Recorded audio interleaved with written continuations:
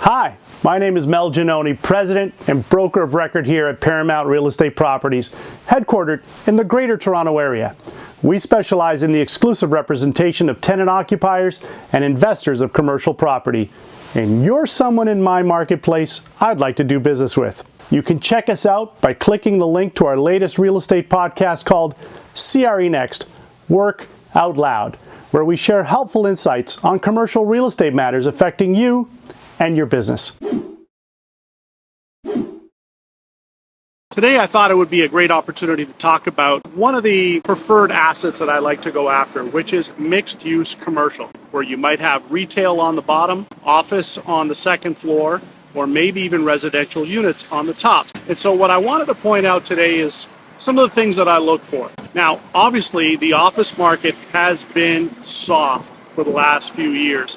And in this particular plaza, that second floor would be very difficult to lease out, given so much supply that's out there and so much choice, unless there are certain tenants in this marketplace that need to be in this local neighborhood, catering to their base of clients that live in the surrounding area. Now, retail is picked up, but what I like a lot is retail that might be recession resilient or even COVID proof. So what we saw during the lockdowns back in 2021, 2020 was that a lot of the non-essential retail took a hit. And so a lot of these plazas suffered in getting rents and helping their tenants survive. What went well, though, was things that you need on an everyday basis. Pharmacies, grocers, convenience stores did all right. But as for food uses, unless you were someone that delivered food to someone's home or paired up with an Uber Eats or Skip the Dishes or someone who can deliver your food, you had a rough go of having people come drive to your location,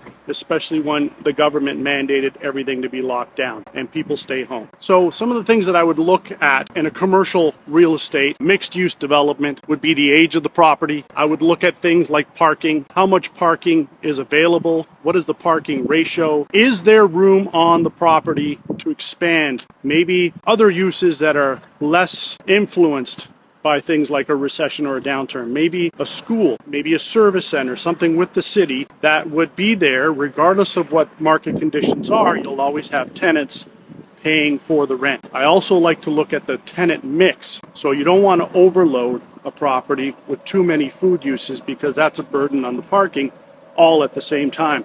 I like a mix of services along with food uses and have people come to the plaza at all parts of the day so that you have an even flow of traffic and an even flow of use of the parking. You'd like to have an anchor that is a brand name, that is well known, that is a draw to the rest of the plaza, that can actually have a spillover effect for the remaining tenants and maybe add value or at least complement the existing tenant mix that's there. So if I was an owner of this plaza, let's say, I would love to fill the second floor with office users, maybe a government use, and have the people that are up there actually make visits to the people downstairs that provide food and services for the retail side. The other thing I like to look for is the systems that are in place in the building itself. You want to take great assessment of the guts of a building. The HVAC systems for retail, the capacity needed is a lot different than for your home or for your office. So you want to make sure that the HVAC systems on the roof are up to date, they've been serviced, and they have the capacity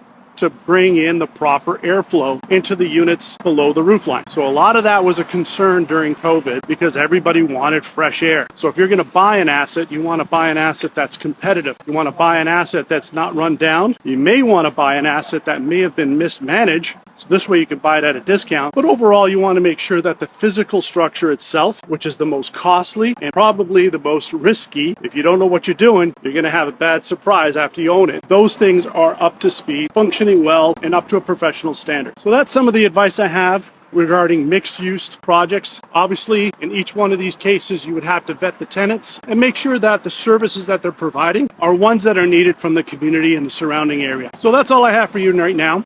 I want to thank you for watching. If you like what I have to say, and if you like the content that I'm providing, please like, subscribe, and maybe even tap on that notification bell